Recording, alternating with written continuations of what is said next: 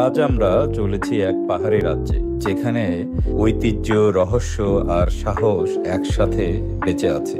চলো আজ জানি ভুটান সম্পর্কে কিছু না জানা কাহিনী। পাহাড়ের গায়ে ছোট্ট একটা দেশ ভুটান। আয়তনে ছোট, জনসংখ্যা কম, কিন্তু গর্বে পাহাড়ের মতোই উঁচু। ভুটান শুধু একটা দেশ না, এটা একটা সাহসী পথের নাম, যেখানে আধুনিকতা এসেছে নিজেদের নিয়মে।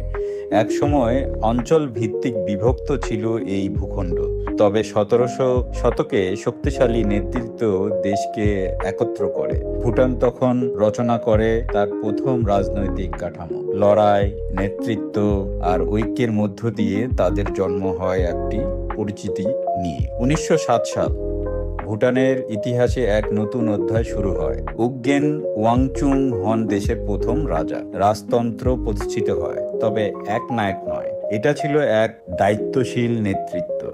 1949 সালে ভারতের সঙ্গে চুক্তি সই হয়। এই সম্পর্ক ভুটানকে দেয় আন্তর্জাতিক স্বীকৃতি, আর ভারতে তৈরি হয় এক বিশ্বস্ত বন্ধু। একটি পাহাড়ি রাষ্ট্র ধীরে ধীরে আত্মবিশ্বাসে দাঁড়িয়ে যায়। 2008 সালে বড় পরিবর্তন আসে।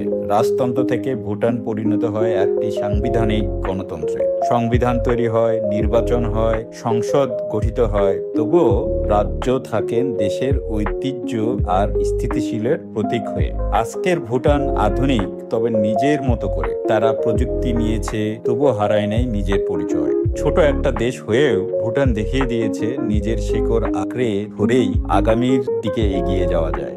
সবাই ভালো থাকবেন, সুস্থ থাকবেন, লাইক শেয়ার দিয়ে আমাদের পাশেই থাকবেন।